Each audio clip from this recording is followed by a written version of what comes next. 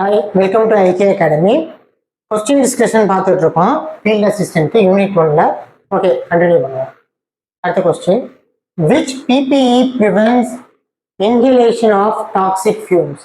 விஷவாயுக்களை சுவாசிப்பதை தடுக்க உதவும் பிபிஇ எது? நமக்கே தெரியும், மாஸ்க் தான். ஸோ மாஸ்க் தான் என்ன பண்ணும், ஏதாவது பாய்சனஸ் கேஸ் வந்துச்சுன்னா அதை இன்ஹேல் பண்ணுறதை தடுக்கும். ஓகே, அடுத்த question, PPE training should be given to. இப்போ பிபிஇ ட்ரைனிங்னா இப்போ பர்சனல் ப்ரொடெக்டிவ் எக்யூப்மெண்ட்ஸ்லாம் எப்படி யூஸ் பண்ணுறதுன்னு யாருக்கு நம்ம ட்ரைனிங் கொடுக்கணும் அப்படின்னு கேட்குறாங்க. மேனேஜருக்கு மட்டுமா, இல்லை சூப்பர்வைசருக்கு மட்டுமா, எல்லாருக்குமா, இல்லை யாருக்கும் கொடுக்கக்கூடாதா? எல்லாருக்கும் தான் கொடுக்கணும். ஏன்னா இவங்க பண்றாங்க, ஒரு தப்பா ஒரு பிபிஇ போடுறாரு அப்படின்னா மேனேஜருக்கும் தெரிஞ்சிருப்பான். மேனேஜர் வந்து வேலை பார்ப்பாரா, அவர் போட்டுக்கிட்டு பார்ப்பாரா அப்படின்லாம் இல்லை. ஸோ எல்லாருக்குமே ஒரு பிபிஇ எப்படி ஹேண்டில் பண்றது, எப்படி யூஸ் பண்றதுன்னு தெரியணும். ஏன்னா ஒரு தப்பா யூஸ் பண்ணாலும் நம்ம போய் அவருக்கு சொல்லணும். ஸோ நம்ம அதை யூஸே பண்ணலனாலும் ஒருத்தர் தவிர அதை ஹேண்டில் பண்றாரு, தெரியாமலே கூட ஹேண்டில் பண்ணலாம். ஸோ நம்ம அதை கரெக்ட் பண்றதுக்கு எவ்ரி ஒன் ஷுட் நோ. ஓகேங்களா? அடுத்த question, PPE reduces personal protective equipment, பாதுகாப்பு உபகரணங்கள் எதையெல்லாம் குறைக்குது? ஆக்சிடென்ட்டை குறைக்குதா? ஆமா, ஆக்சிடென்ட்டை குறைக்குது. இன்ஜுரிஸை குறைக்குது? ஆமா, இன்ஜுரிஸையும் குறைக்குது. ரிஸ்க், ஆபத்துகளை குறைக்குது? ஆபத்துகளையும் குறைக்குது. ஆன்சர் டி, எல்லாம் தான்.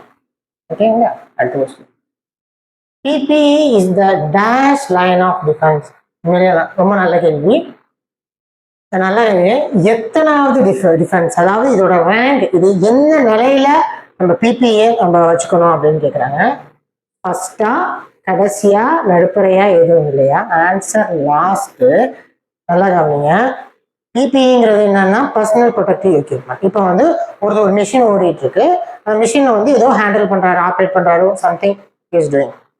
அங்க வந்து ஒரு ப்ராப்ளம், எர்த் லீக் ஆகுது அப்படின்னா என்ன பண்ணுவோம்னா, எர்த்திங் ஃபர்ஸ்ட் அதுல ரிப்பேரே இருக்கக்கூடாது, எந்த டேமேஜும் ஆகாம அந்த மிஷின் பக்காவா ரெடி பண்ணியிருக்கணும். அது ஃபர்ஸ்ட்.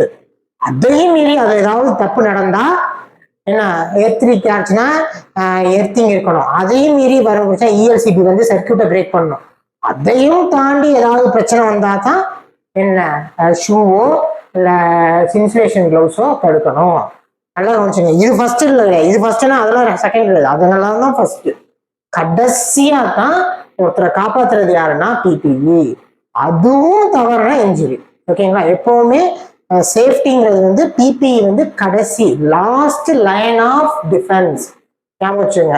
எல்லாரும் போட்டுட்டு தான் போகணும். அங்க எர்த்திங் இருக்குமே, நான் போட்டுட்டு போகணும்னு அவசியம் இல்லைன்னு ஒரு லாஜிக்கா கேட்கலாம். பட் இருந்தாலும் அதெல்லாம் தவறணும். இப்போ மிஷின்ல பிரச்சனை வரணும், அதுக்கப்புறம் எர்த்திங்ல பிரச்சனை வரணும், அதுக்கப்புறம் தான் இஎல்சிபியும் ஒர்க் ஆகாம போய் அவ்வளோ டேமேஜ் இருந்தாலும் நம்ம பிபிஇ காப்பாற்றும். ஸோ இது வந்து it's last line of defence. ஓகேங்களா?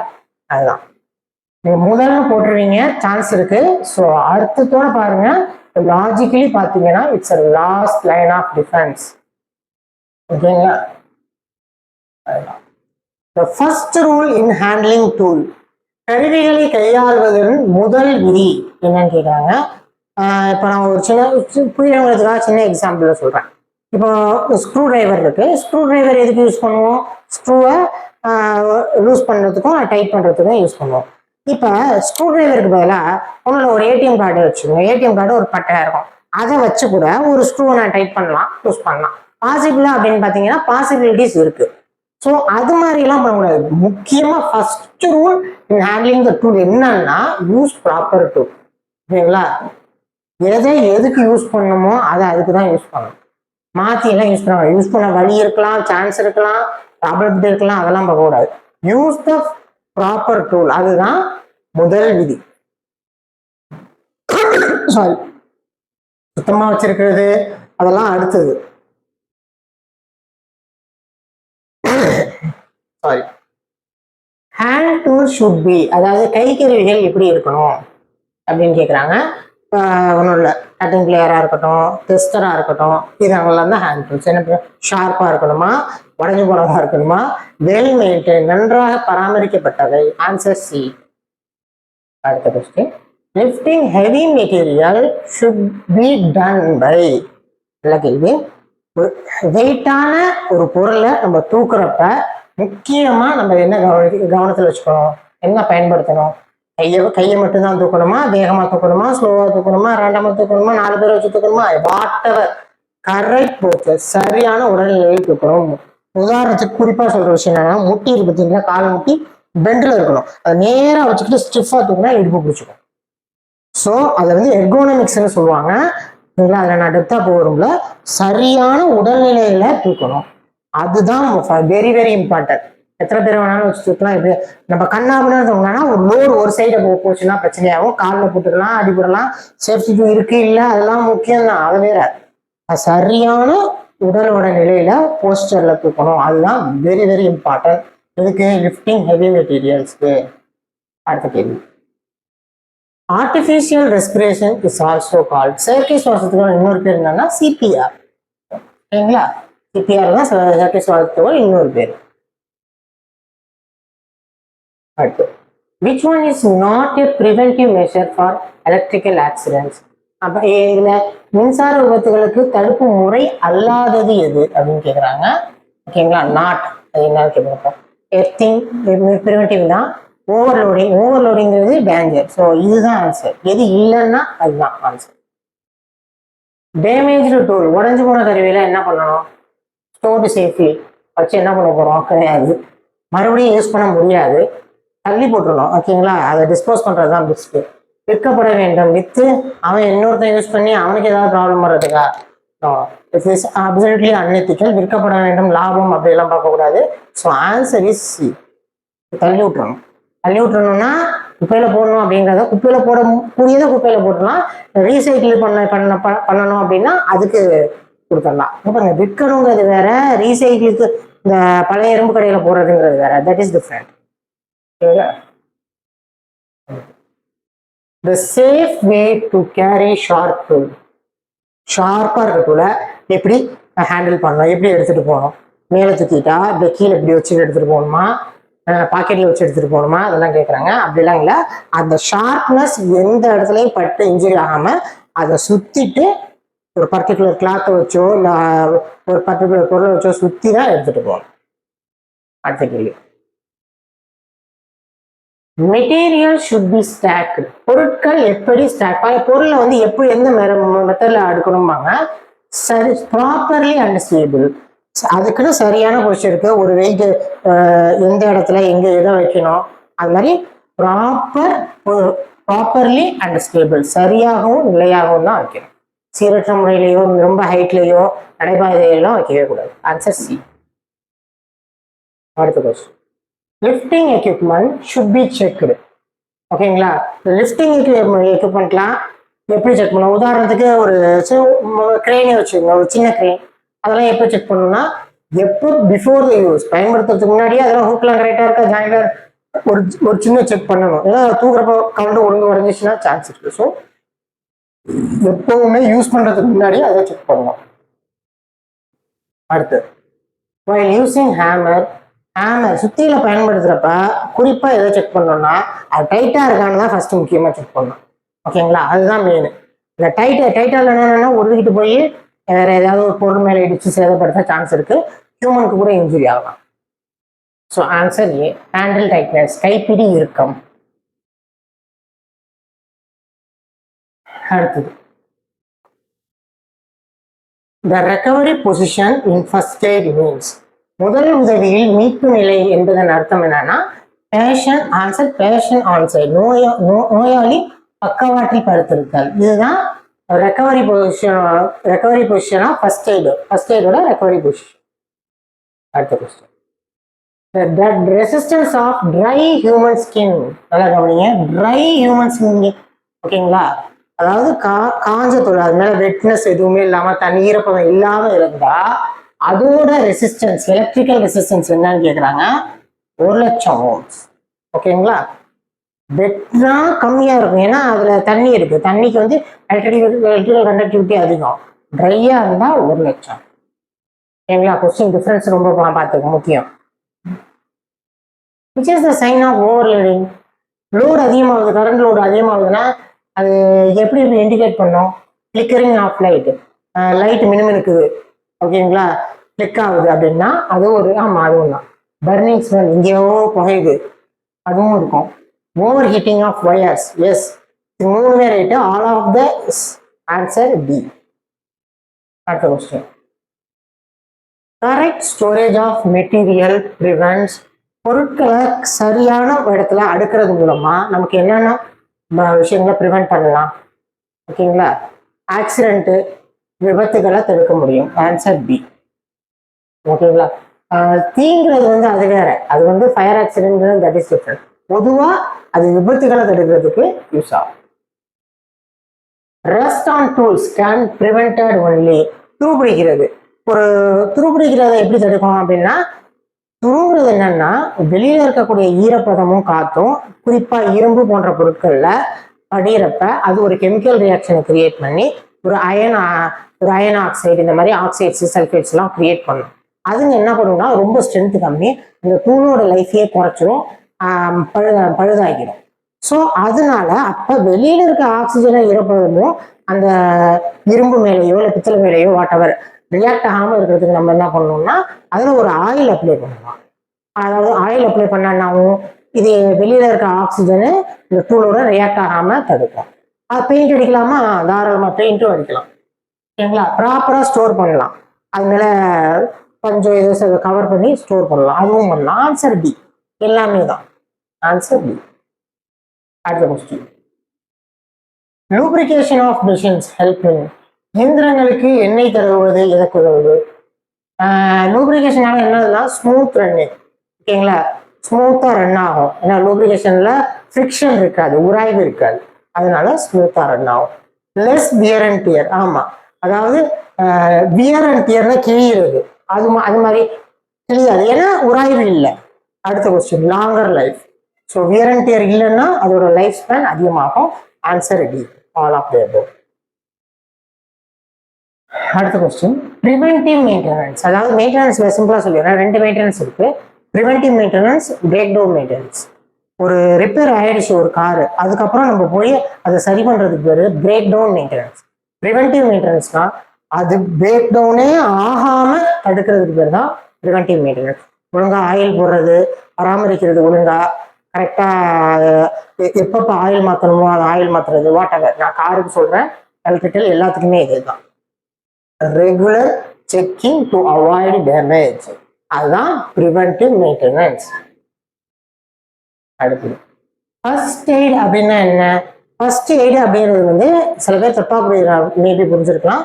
அது ஒரு ட்ரீட்மெண்ட் கிடையாது. டக்குன்னு ஒருத்தர் ஏதோ ஒரு அடிபட்டுருச்சுன்னா அவரு சீக்கிரம் ரெக்கவர் ஆகுறதுக்கு இமீடியட்டா, எல்லா இடத்துலயும் டாக்டர்ஸ் இருப்பாங்கன்னு சொல்ல முடியாது, நம்ம செய்யறது தான் ஃபர்ஸ்ட் எய்ட். ரெக்கவர் ஆகுறதுக்காக முதலில் செய்யப்படும் உதவி, இமிடியேட் டெம்பரவரி ஹெல்ப், உடனடி தற்காலிக உதவி, அதுதான் ஃபர்ஸ்ட் எய்டு. ஓகேங்களா, அதுக்கப்புறம் இந்த ஆம்புலன்ஸ்க்கு கால் பண்ணலாம், இல்லை டாக்டர் இருந்தா கூப்பிடலாம், இப்படி அழைச்சிட்டு பக்கத்துல ஹாஸ்பிட்டலுக்கு போனா what ever, that is different. ஓகேங்களா, ஃபர்ஸ்ட் ட்ரீட்மெண்ட்னு இருக்கவே இருக்காது, எய்டுன்னு சொல்லுவாங்க. எய்டுன்னா என்ன? ஹெல்ப், அதான் உதவி. அடுத்தது கிரீசிங் பியரிங் ரெடியூஸ். பியரிங்ல கிரீஸ் எதுக்கு யூஸ் பண்ணுவோம்? பியரிங் அப்படின்னா ஒரு ஷாஃப்ட் ரொட்டேட் ஆகுது அப்படின்னா அதுக்கான சப்போர்ட். ஓகேங்களா, ஷாஃப்ட் பிடிக்க முடியாது, சுத்தமும் செய்யணும், அதே சமயம் சப்போர்ட்டும் செய்யணும். சப்போர்ட்டும் இருக்கணுங்கிறதுக்காக பியரிங் அப்படின்னு ஒன்று இருக்கும். அது அப்படின்னா ஒரு ரொட்டேட்டிங் எலமெண்ட்டை சப்போர்ட் பண்றதுக்கு, அதை சப்போர்ட்டும் பண்ணும், அது சுத்துறதுக்கான வழியையும் கொடுக்கும். ஓகே, அது எதுக்கு? அதுல கிரீஸ் தரவுறது எதுக்கு அப்படின்னா அதுல ஃபிரிக்ஷன் வராம இருக்கிறதுக்கு. ஃபிரிக்ஷன்னா உராய்வு வராம இருக்கிறதுக்காக தான் நம்ம கிரீஸ் தடவுறோம். அது என்னென்ன பண்ணும்? சத்தம் வராம பாதுகாக்கும், கரெக்டு. ஹீட் ஆகாது, கரெக்டு. ஃபிரிக்ஷன், உராய்வும் இருக்காது. So all of the this, all of the above. Answer D. Calibration of instruments ensures. கருவிகளை அளவு தர சோதனை செய்வது எதை உறுதி செய்கிறது? காலிபிரேஷன் அப்படின்னா நான் உங்களுக்கு புரியுற மாதிரி சொல்றேன். இப்போ 1 கிலோ எடைக்கல் இருக்கு, இப்போ அதை வச்சுக்கிட்டே நம்ம பொருள் வாங்குறோம், அரிசியோ வாட் எவர் 1 கிலோக்கு வாங்குறோம். அது உண்மையிலேயே 1 கிலோ தானா அப்படின்னு செக் பண்றதுக்கு பேர் தான் காலிபிரேஷன் அப்படின்றது. ஓகேங்களா, எதெல்லாம் அளவு பண்ணுமோ ஒரு 1 டன் கிரேன் 1 டன் உள்ள ஒரு கெப்பாசிட்டி இருக்கு அப்படின்னா அது உண்மையிலேயே அது 1 டன் தானா அந்த வெயிட்டு? ஓகேங்களா? அது கரெக்டா இப்போ ஒரு ஸ்கேல் இருக்கு, இதுலேருந்து இது 15 சென்டிமீட்டர் இது அளக்கும். ஓகேங்களா? உண்மையிலேயே அந்த இது 15 சென்டிமீட்டர் தானா? ஓகேங்களா? அளவு தர சோதனை. அளவுங்கிறது வெயிட்டா இருக்கலாம், டிஸ்டன்ஸா இருக்கலாம், என்ன அளவா வேணாலும் இருக்கலாம். அளவு தர சோதனை, அதான் காலிபிரேஷன். தமிழ்ல நம்ம நல்லா தெளிவா இருக்கும். அந்த அளவோட தர சோதனை, அது பேர் காலிபிரேஷன். எதுக்கு? அப்பதான் அது துல்லியமா பண்ணும். 1 கிலோ கல் இருக்கு, ஆனா அது உண்மையான வெயிட்டு 970 கிராம் தான் அப்படின்னு வச்சுக்கோங்க. கண்டிப்பா அது வந்து துல்லியமா கொடுக்குமா? அக்யூரசி இருக்காது இல்லை. அதுதான் காலிபிரேஷன். ஓகேங்களா? அளவீடு செய்யும் கருவிகளை ஒரு தரச்சோன்றுதல் சோதனை செய்யறது தான் காலிபிரேஷன். அடுத்து, மெஷின் ஷுட் பி சர்வீஸ்டு. எந்திரங்கள் எப்பொழுது சேவை செய்யப்பட வேண்டும்? ஓகேங்களா? சர்வீஸ் எப்போ பண்ணணும் அப்படின்னு கேட்குறாங்க. இயந்திரங்களை ஒன்ஸ் இன் 10 இயர்ஸ் அப்படிலாம் சொல்லிட முடியாது. As per the schedule. ஓகேங்களா? மெஷின்ஸ் எப்பெல்லாம் சர்வீஸ் பண்ணணும்னா அஸ் பர் ஒரு ஷெடியூல் வச்சிருக்கணும். நம்ம வச்சிருக்க ஷெடியூல் ஒவ்வொரு மிஷினுக்கும் அதுக்கு தகுந்த மாதிரி ஷெடியூல் பண்ணிட்டு அப்பப்பதான் அதை சர்வீஸ் பண்ணணும். Proper storage of material ensures. பொருட்களை சரியாக சேமிப்பது எதை உறுதி செய்கிறது? பாதுகாப்பு உறுதி பண்ணும். கரெக்டு. Easy access. ஆமா, ஈஸியா கிடைக்கும். எந்த பொருள் எங்க இருக்குன்னு தெரியணும்னா கரெக்டா ஸ்டோர் பண்ணாதான் நம்மளால கரெக்டா அது போய் எடுத்துட்டு வர முடியும். இல்லாட்டி கண்டபடி நம்ம போட்டு வச்சிருந்தோம்னா தேட டைம் ஆகும். Space saving. ஆமா, இடத்தை சேமித்தல். இதுவும் இருக்கு. Answer all of this. Okay, சில கொஸ்டின்ஸ் ரொம்ப பேசிக்கா தெரியலாம், பட் எல்லாமே பார்த்தீங்கன்னா கொஸ்டின் கேட்க சான்சஸ் உண்டு. ஓகேங்களா? ஆல் இண்டியா ட்ரேட் எக்ஸாமில் நீங்கள் கொஸ்டின் பேப்பர் வேணால் எடுத்து பாருங்க. அதில் சில கேள்வி ரொம்ப பேசிக்காகவும் இருக்கும், சில கேள்வி கொஞ்சம் மீடியம் லெவலில் இருக்கும், சில கேள்வி ஹார்ட் லெவலில் இருக்கும். 3 மிக்ஸ் ஆகி தான் கேட்டுப்பாங்க. அடுத்து, maintenance records are important for. பராமரிப்பு பதிவுகள் எதற்காக முக்கியமானது? ஓகே, மெயின்டெனன்ஸ் ரெக்கார்ட்னா என்னன்னா வீக்லி மெயின்டெனன்ஸ், நான் தினம் க்ரீஸ் பண்ணியிருக்கேன். ஓகேங்களா? ஆயில் 6 மாதத்துக்கு ஒரு தடவை சர்வீஸ் பண்ணியிருக்கேன். இது மாதிரி எல்லாத்தையும் ஒரு ரெக்கார்டாக மெயின்டைன் பண்ணணும். ஓகேங்களா? அது சாஃப்ட்வேராகவும் இருக்கலாம், சாஃப்ட் காப்பியாகவும் வச்சிருக்கலாம், இல்லை ஹார்ட் காப்பியும் வச்சிருக்கலாம். அது எதுக்கு அப்படின்னு கேட்டா ட்ராக்கிங். ஆமாம், கண்காணிப்பு. எப்பப்போ என்னென்ன பண்ணியிருக்கோம்னு தெரியணும். உண்மைதான். சேஃப்டி ஆடிட்டிங் வர்றாங்கன்னா அவங்கள்ட்ட காட்டுறவங்க பாருங்க சார் இதெல்லாம் கரெக்டாக தான் பண்ணியிருக்கேன், அது மீறி இது ரிப்பேர் ஆயிடுச்சுன்னா அது ஏதாவது மேனுஃபேக்சரிங் பார்ட்டாக இருக்கணும்னு சொல்லலாம். அடுத்து, ஃபியூச்சர் ரெஃபரன்ஸ். எதிர்காலத்தில் ஒருத்தவங்க புதுசாக வர்றாங்க, அவங்களுக்கு ஒரு சில டெக்னிக்ஸ் தெரியலன்னா இதை பார்த்து எல்லா பாயிண்ட்ஸை கற்றுக்குவாங்க. ஸோ ஆல் ஆஃப் திஸ் இதுதான் answer. Next question, how many classes of fires are there? மொத்தம் எத்தனை டைப் கிளாஸ் ஆஃப் ஃபயர் இருக்கு அப்படின்னா 5 கிளாஸ் இருக்கு. ஓகேங்களா? 1 by 1 நான் சொல்றேன். Class A, class B, C, D, D. ஏ வந்து திடப்பொருள். ஓகேங்களா? மரம் இந்த மாதிரி. பி திரவ பொருள், மண்ணெண்ணெய் இந்த மாதிரி. சி கேஸ், எல்பிஜியா இருக்கலாம், மீத்தேன் இந்த மாதிரி கேஸஸால வரக்கூடிய அசிட்டிலின் இந்த மாதிரி. அடுத்தது கிளாஸ் டி. டினா மெட்டல்ஸ் கூட எரியும், ஒரு சில மெட்டல் மெக்னீசியம்லாம் எரியும், அதனால வர்ற ஃபயர் வந்து கிளாஸ் டி. கிளாஸ் இ அப்படிங்கிறது எலக்ட்ரிக்கல் எக்யூப்மெண்ட்ஸ், அதாவது எலக்ட்ரிக்கல் இன்ஸ்ட்ருமெண்ட்ஸாலேயோ எலக்ட்ரிக்கல் சில ஓவரோடாலேயோ வர ஃபயர் கிளாஸ் இ ஃபயர். மொத்தம் 5 டைப் இருக்கு. கொஸ்டின்ஸ் பார்ப்போம். கிளாஸ் ஏ அப்படின்னா அதான் திடப்பொருள். இதுல எது திடப்பொருள் அப்படின்னா wood, paper, cloth. Answer A. இதுதான் ஆன்சர். எக்ஸ்கியூஸ் பண்ணி.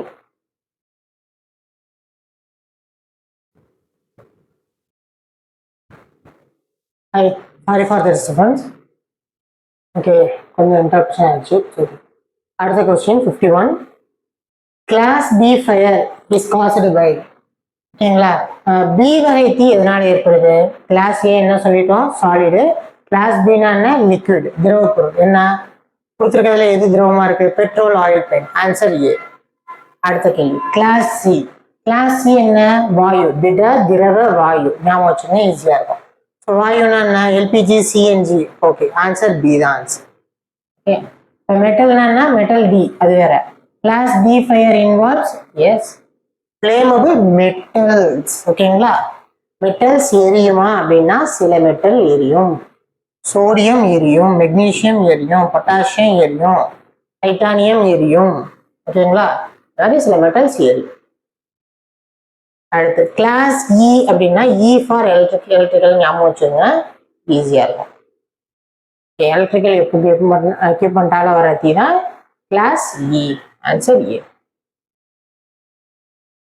அடுத்த question, which extinguisher is used for class A?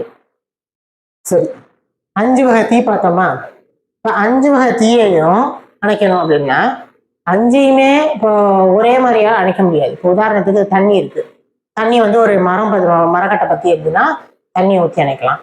அதே வந்து ஒரு எலக்ட்ரிக்கல் ஃபயர் இருக்கு, தண்ணி எடுத்து ஊற்ற முடியுமா? ஊற்றுனாவும் அது வழியாக கரண்ட் பாஸ் ஆகி ஊற்றுனவருக்கு ஷாக் அடிச்சிடும். ஸோ 5 வகை தீ இருக்கு அப்படின்னா அதை 5யுமே ஒரே மாதிரியான உபகரணத்தை வச்சு அணைக்க முடியாது. அதுக்குன்னு தனித்தனி மெத்தட்ஸ் இருக்கு. ஓகேங்களா? அதுதான் அதில் ஒன்று. இப்போ கொஸ்டின் என்ன, 55வது கொஸ்டின், கிளாஸ் ஏ ஃபயரை எப்படி அணைக்கணும்னு பார்ப்பாங்க. பொதுவாக கிளாஸ் ஏ ஃபயருக்கு தண்ணி தான். ஓகேங்களா? திடப்பொருள் எரிஞ்சா அது திரவத்தால் அணைக்கிறது ஈஸி. ஓகே, மற்றதெல்லாம் வச்சு அணைக்கலாம், பட் எஃபெக்டா இருக்கிறது எதுனா தண்ணி தான். அடுத்து பி, நல்ல கேள்வி. இப்ப ஒரு லிக்விட் பத்தி எரியுது. ஓகேங்களா? லிக்விட் அப்படின்னா ஒரு மண்ணெண்ணெயால எரியுது, மண்ணெண்ணெய் எரிஞ்சிட்டு இருக்கு அப்படின்னா மண்ணெண்ணெய் டேங்க் பத்தி எரிஞ்சிட்டு இருக்கு. அது எப்படி அணைக்கணும்னா தண்ணியை ஊற்றி அணைக்க முடியாது. ஓகேங்களா? அதுக்கு என்ன பண்ணுவாங்க, நுரையணைப்பான் ஃபோம் எக்ஸ்டிங்விஷர் இருக்கும், அந்த ஃபோனை மேல அப்ளை பண்ணணும். ஃபோன் அப்ளை பண்றப்ப என்ன ஆகும்னா, இந்த டேங்க் இருக்கு, இதுல வந்து மண்ணெண்ணெய் இருக்கு, மண்ணெண்ணெய் எரிஞ்சிட்டு இருக்கு அப்படின்றப்ப என்ன ஆகும், அந்த ஃபோம் அப்ளை பண்ணோம், இந்த ஃபோம் என்ன பண்ணும், மேலே போய் படிஞ்சிடும். மேலே அப்படியே படிஞ்சோன்னா என்ன ஆகும்னா, லிசன், எரியறதுக்கு ஆக்சிஜன் வேணும். ஆக்சிஜன் இல்லைன்னா எதுவுமே எரியாது. வெளியில என்ன இருக்கு, ஆக்சிஜன் இருக்கா, ஓட்டு எல்லா இடத்துலயும் இருக்கா, அது இந்த சைடு ஓட்டு தான் இது எரிய ஹெல்ப் பண்ணுது. இந்த நுரை போய் மேல ஒரு லேயர் ஃபார்ம் ஆச்சுன்னா வெளியே இருக்க ஆக்சிஜன் இது இந்த லிக்விடோட ரியாக்ட் ஆக விடாது. யார் ஆக விட மாட்டாரு, இந்த நுரை ஆக விடாது. அப்ப எரியுமா அப்படின்னா எரியுறது அப்படியே அணைஞ்சிடும், ஸ்டாப் ஆயிடும். இதுல தண்ணி ஊற்ற முடியுமா, தண்ணி ஊற்ற முடியாது, தண்ணிலையும் ஆக்சிஜன் இருக்கு. ஓகேங்களா? தண்ணியால இதை தடுக்க முடியாது.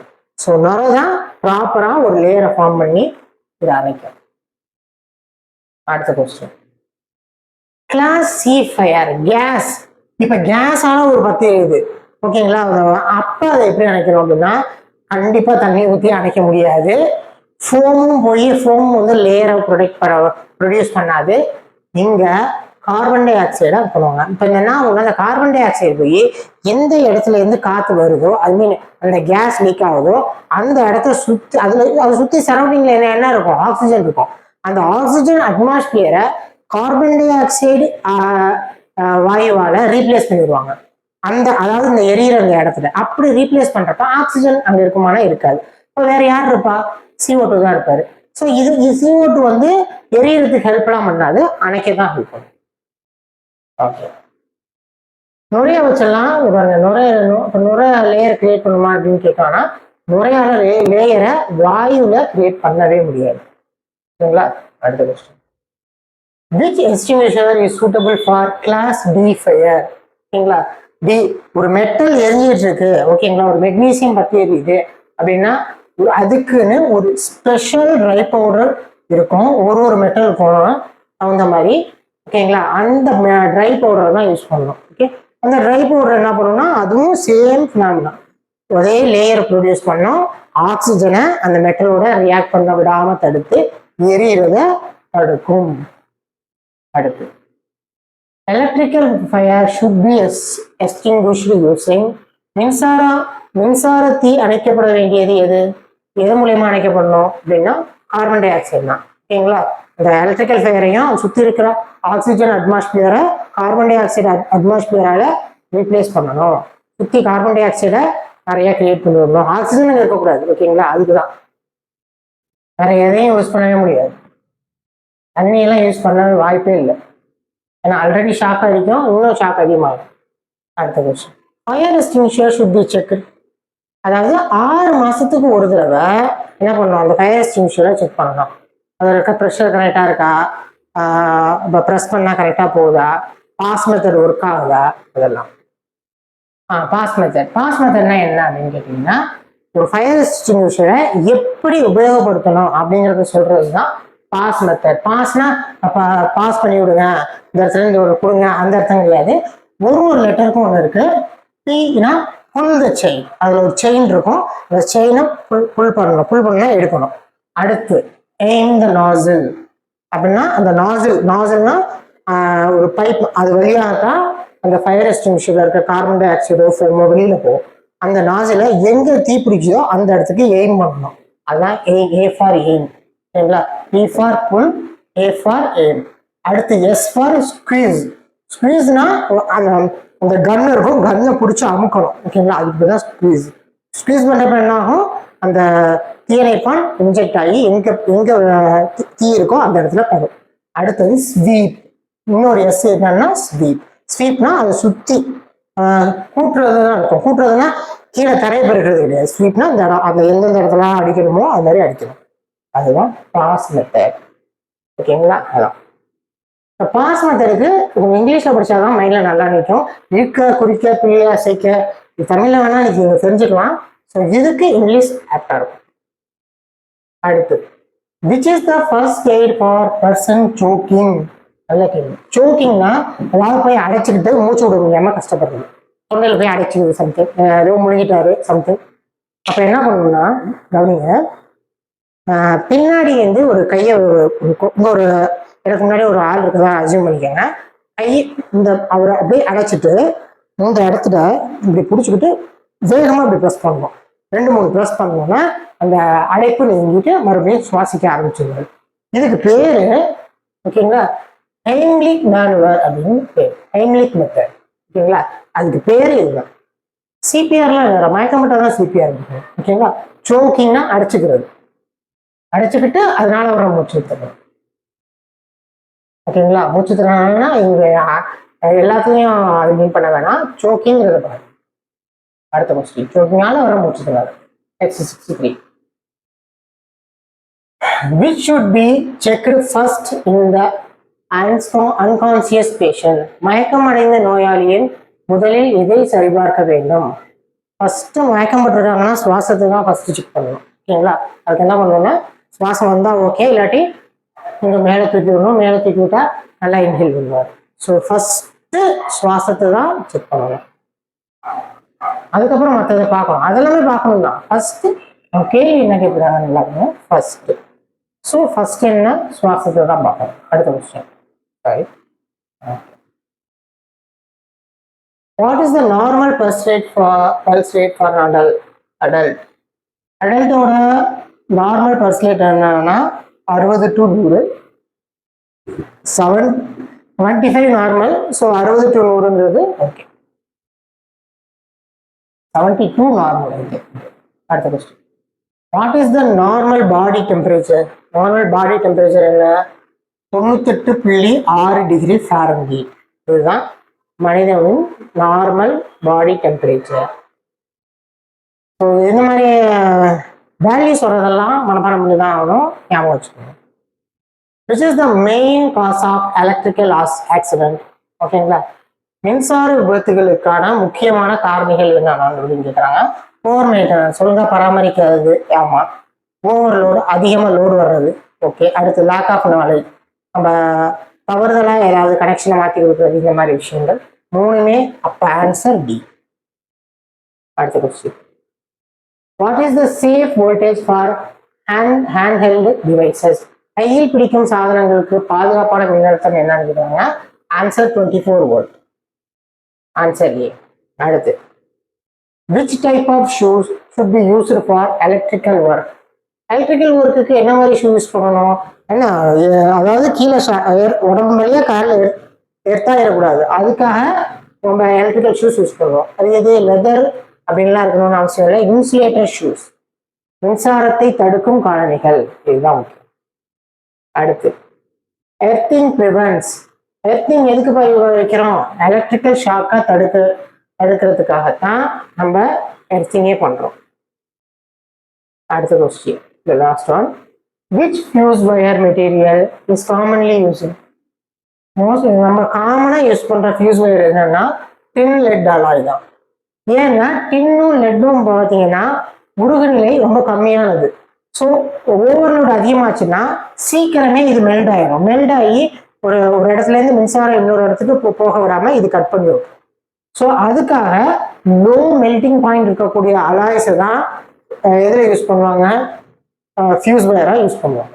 ஓகேங்களா? ஸோ இருக்கிறதுல low melting point at the same time கொஞ்சம் கண்டக்டிவிட்டியாக இருக்கிறதுனா ஆன்சர் சி. ஓகே, தேங்க்யூப்பா. இன்னொரு கிளாஸில் நம்ம இன்னும் சில கொஸ்டின்ஸை பார்ப்போம். தேங்க்யூ.